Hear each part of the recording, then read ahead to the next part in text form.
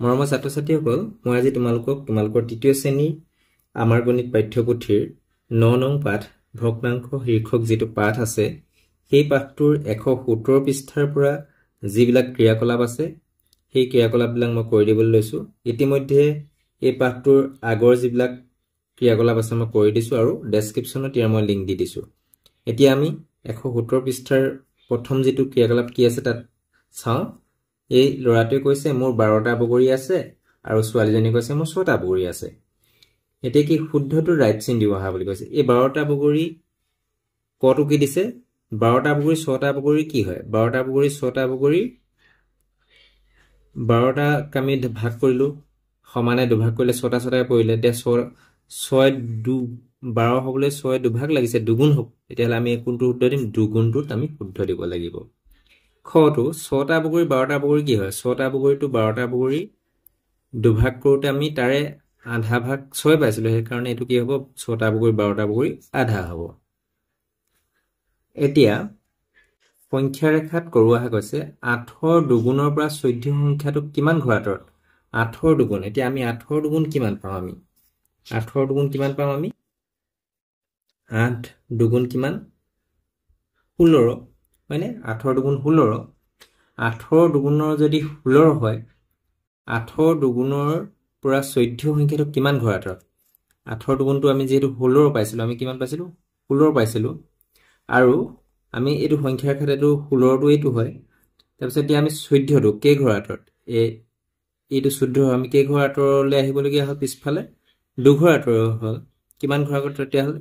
১ ২, হয়নে? দুঘৰ আঁতৰত। তেতিয়াহ'লে আমি কি লিখিম? দুঘৰ। ১৮ৰ আধাৰ পৰা ১২ সংখ্যাটো কিমান ঘৰ আঁতৰত? ১৮ৰ আধাৰ পৰা আমি এনেকৈ ১৮টা আমি মাৰ্বল ইয়াত কেইটা আছে? ১৮টা আছে। ১ ২ ৩ ৪ ৫ ৬ ৭ ৮ ৯ ১০ ১১ ১২ ১৩ ১৪ ১৫ ১৬ ১৭ ১৮টা আছে। এতিয়া কি কৈছে? ১৮ৰ আধাৰ পৰা ১২ সংখ্যাটো কিমান ঘৰ আঁতৰত? ১৮ৰ আধা। এই ১৮ৰ আধা আমি কিমান পাম? ১৮ৰ আধাটো ১ ২ ৩ ৪ ৫ ৬ ৭ ৮ ৯ ৯, হয়নে? ৯।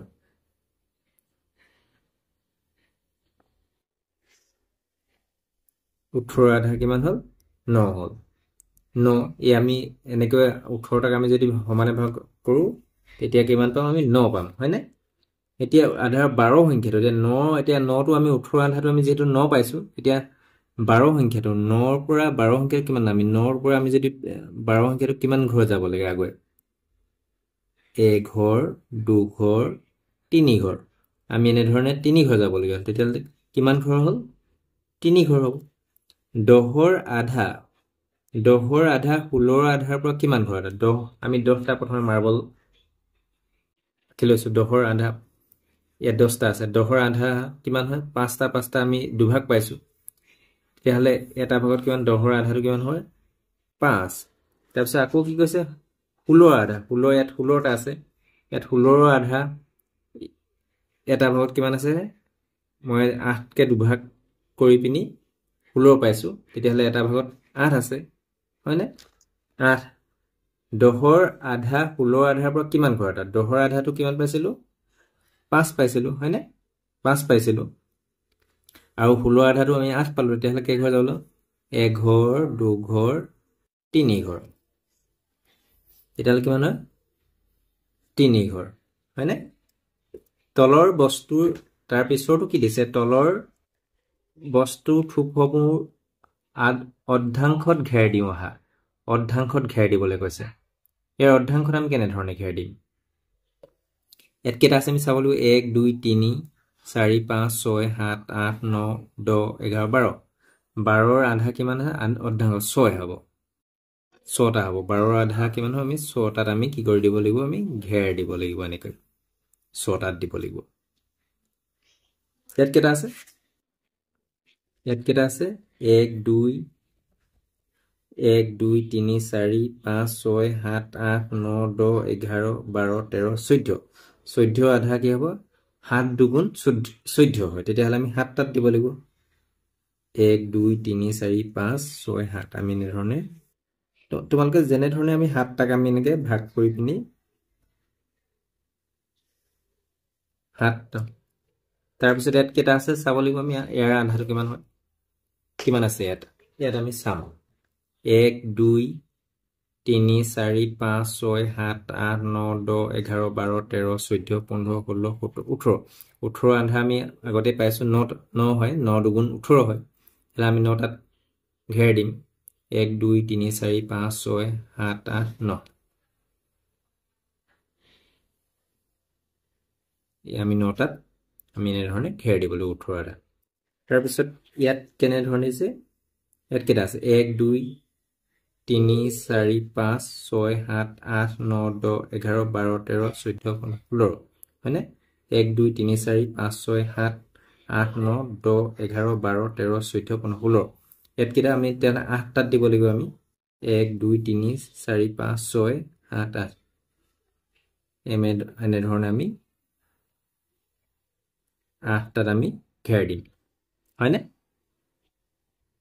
এতিয়া কি দিছে 1/4 আৰু 4 গুণ 1/4টোক আমি কেনেধৰণে লিখো 1 আমি ওপৰত লিখিম 4 এনেকৈ 1/4 হয়নে এতিয়া এই ল'ৰাটোৱে কৈছে তোমাৰ 4 ভাগৰ 1 অংশ মাৰ্বল মোৰ হাতত আছে 4 ভাগৰ 1 অংশ ইয়াত কেইটা দিছে 2টা দিছে এই ল'ৰাটোৰ হাতত 2টা আছে তুমি কেনেকৈ গম পালা ছোৱালীজনীয়ে কৈছে এতিয়া ল'ৰাটোৱে কৈছে তোমাৰ হাতত থকা 8টা মাৰ্বল ইয়াত 8টা আছে মাৰ্বল হয়নে 8টা মাৰ্বল সমানে 4টা ভাগত ভগাই লোৱা প্ৰতিটো ভাগত কেইটা মাৰ্বল আছে এই 8টা মাৰ্বলত এনেকৈ 4 ভাগত ভগালে প্ৰতিটো ভাগত কেইটা পাইছে 2টাকে পাইছে হয়নে প্ৰতিটো ভাগত 2টাকৈ পাইছে এতিয়া 2 2 কে কেই ভাগ হৈছে 4 ভাগ হৈছে আৰু এই 4 ভাগৰ এভাগেই হৈছে 2টা হয়নে তেতিয়াহ'লে 4 ভাগৰ 1 হৈছে এটোৱে 4 ভাগৰ 1 কৈছে 8ৰ 4 ভাগৰ 1 অংশ হ'ল 2 আৰু 2 4 গুণ হ'ল 8 2 2 2 কে 4 গুণ হৈছে হয়নে 4টা ভাগ লগ খাই 8 হৈছে সেইকাৰণে 2 4 গুণ 8 কৈছে মোৰ হাতত তোমাৰ 4 গুণ মাৰ্বল আছে সেইকাৰণে ছোৱালীজনী কৈছে মোৰ হাতত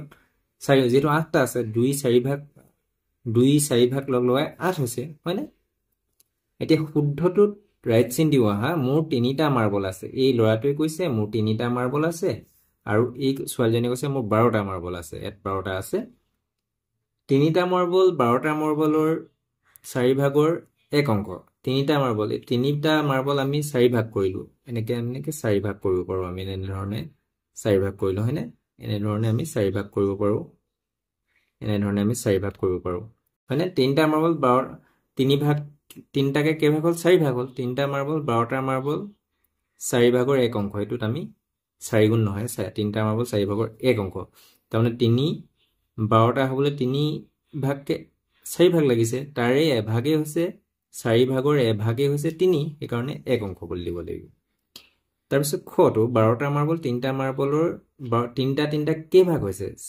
4 ভাগ হৈছে 12টা 3টা মাৰ্বল 4 ভাগৰ 1 অংক 4 গুণ 12টা মাৰ্বল 3টা মাৰ্বলৰ 4 গুণ হ'ব হয়নে তো 3 পূৰণ 4 কৰিলে আমি 12 পাম হয়নে এই ল'ৰাটো কৈছে মোৰ 4টা মাৰ্বল ইয়াত 4টা আছে মোৰ 16টা মাৰ্বল এই ছোৱালীজনী কৈছে 16টা ইয়াত কেইটা আছে 16টা মাৰ্বল 4টা 16টা মাৰ্বল 4টা মাৰ্বল এনে 16টা মাৰ্বল আমি 4 এনেকৈ আমি কেই ভাগ পাইছো 4 4 কৈ আমি 4 ভাগ পাইছো 16টা মাৰ্বল 4টা মাৰ্বলৰ 16টা মাৰ্বল 4টা মাৰ্বলৰ 4 গুণ 4 4 কে আমি 4 ভাগ কৰিছো এখানে 4টা মাৰ্বল 16টা মাৰ্বল এই 16টা হওঁতে 4টা মাৰ্বল 4 ভাগ লগাবলৈ হৈছে এখানে 4 গুণ হৈছে খ 4টা মাৰ্বল 16টা মাৰ্বল 4 ভাগৰ 4টা মাৰ্বল 16টা মাৰ্বলৰ 4 ভাগৰ 1 অংক ইয়াত হ'ব তলৰ জালি কেইখনত বিভিন্ন ধৰণে আধা আৰু 4 ভাগৰ 1 অংক দেখুৱাও আহা ইয়াত আমি হিসাব কৰিলে আমি 20 ঘৰ পাম এই 20 ঘৰটোক যদি আমি সমানে ভাগ কৰো আমি কেই ঘৰ দিব পাৰো ইয়াৰ 10 ঘৰ আমি এনে ধৰণে 10 ঘৰটো আমি এনে ধৰণে সমান কৰি দিব পাৰো 10 ঘৰটো দি এনেকে আমি 10 ঘৰ এটো সমান ভাগ কৰিম তাৰপিছত আকৌ আমি 4 4 8 10 আকৌ আমি ইয়ালকে ল'ব পাৰো হয়নে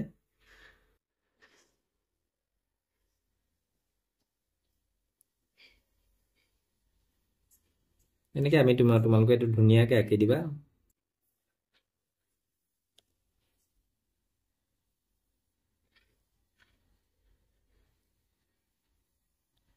ইয়াত আমি দৈৰ্ঘ্যৰ আমি সমান কৰিলোঁ তাৰপিছত তোমালোকে আৰু কেনেধৰণৰ 4 ভাগৰ 1 অংশ এতিয়া মই আধা ভাগহে কৰি দিলোঁ 4 ভাগৰ 1 অংশ ইয়াত 4 ভাগৰ 1 অংশ হলে কিমান হ'ব 4 ভাগৰ 1 অংশ হলে কিমান হ'ব লাগিব 4 ভাগৰ 1 অংশ আমি ইয়াত দেখুৱাইছো ইয়াত 4 ভাগ কৰিলে 20 টোক আমি 20 টা ভাগক 4 ভাগ কৰিলে প্ৰতি এভাগত আমি 5 কে পাম মানে 5 ঘৰত আমি ৰং কৰি দিছো তাৰপিছত আৰু আমি এতিয়া এক ভাগত যেটো 5 থাকিব আমি এনে ধৰণৰ ৰং কৰিব পাৰো তোমালোকে নিজে ৰং কৰিবা আমি 5 ঘৰ আমি এনে ধৰণে 5 ঘৰ এনে ধৰণে আমি 5 ঘৰ লৈ কিনে আমি ইয়াত ৰং কৰি দিব পাৰো এতিয়া তাৰ পিছতো কৈছে আটাইতকৈ কম অংশত ৰং কৰা ছবিটোত ৰাইট চিন দিও আহা আটাইতকৈ কম অংশ এতিয়া আমি এটো চাওঁতে গম পাইছো এটো আটাইতকৈ কম অংশ ৰং দিয়াটো আমি ৰাইট চিন আটাইতকৈ বেছি অংশত ৰং কৰা ছবিটোত ৰাইট চিন দিও এতিয়া আটাইতকৈ বেছি কোনটো এটো গুটেটোৱে কৰি দিছে হয়নে এটো গুটেটো এটো আমি ইয়াত ৰাইট চিন দিব লাগিব ৰং দিয়া অংশন হৈ বাও ফালৰ লগত সোঁফাল মিলাও এতিয়া বাও ফালৰ লগত আমি সোঁফাল মিলাব লাগে 3 ভাগৰ 1 কোনটো ইয়াত এটো আমি 3 ভাগ পাইছো 3 ভাগৰ 1 অংশত এটো হৈছে ৰং দিয়া আছে না 4 ভাগৰ 2 এটো 4 ভাগৰ 2 ইয়াতে এভাগ দুভাগ তিনিভাগ 4 ভাগৰ 2 অংশত ৰং কৰা হ'ল 3 ভাগৰ 2 কত আমি ইয়াত 3 ভাগ কৰা আছে ইয়াত 2 অংশত ৰং কৰা আছে এটো আমি কাৰণ এটো মিলাব লাগিব 4 ভাগৰ 1 4 ভাগ কৰি কত এভাগত ৰং দিয়া আছে এটোত আছে 4 ভাগৰ 1 4 ভাগৰ 3 এই 4 ভাগ কৰি ইয়াৰ 3 ভাগত ৰং দিয়া হৈছে হয়নে নিশ্চয় বুজি পাইছা ইয়াত কি কৈছে বাও ফালৰ ছবিসমূহৰ লগত সমান হোৱাকৈ সোঁফালৰ ছবিসমূহ আস্থা নিমিলোৱা এতিয়া বাও ফালৰ ছবিৰ লগত আমি সোঁফালে আনিলে এটো লগত কি এটো ইয়াৰ এটো আধা হৈছে এনেকৈ আধা বা কোনটো ইয়াত এটো যদিও তোমাৰ 4 ভাগ কৰিছে কিন্তু এটো লগত এটো প্ৰায় এটো সমান হয় তুমি এতিয়া ইয়াত কিমান হৈছে আধা কিন্তু ইয়াত কিমান আছে 4 ভাগৰ 2 কিন্তু হলেও কি হ'ব আমি যদি কটাকটি 2 এ 2 খৰণ কৰিলে দুবাৰ 1 আমি দুভাগৰ 1 পাম হয়নে পিছত গৈ আমি দুভাগৰ 1 পাম এই কাৰণে এটো সমান হ'ব তাৰপিছত এটো আমি দেখিবলৈ এটো একে কিমান এটো লগত আমাৰ এটো সমান হ'ব হয়নে তাৰপিছত এটো লগত এটো সমান হ'ব এটো লগত কোনটো হ'ব ইয়াৰ লগত এটো হ'ব এটো লগত এটো হ'ব এটো লগত এটো সমান হ'ব তাৰপিছত এটো লগত এটো সমান হ'ব হয়নে তো এনে ধৰণে আমি মিলাব লাগিব নিশ্চয় বুজি পাইছা এতিয়া আলোচনা কৰো আহা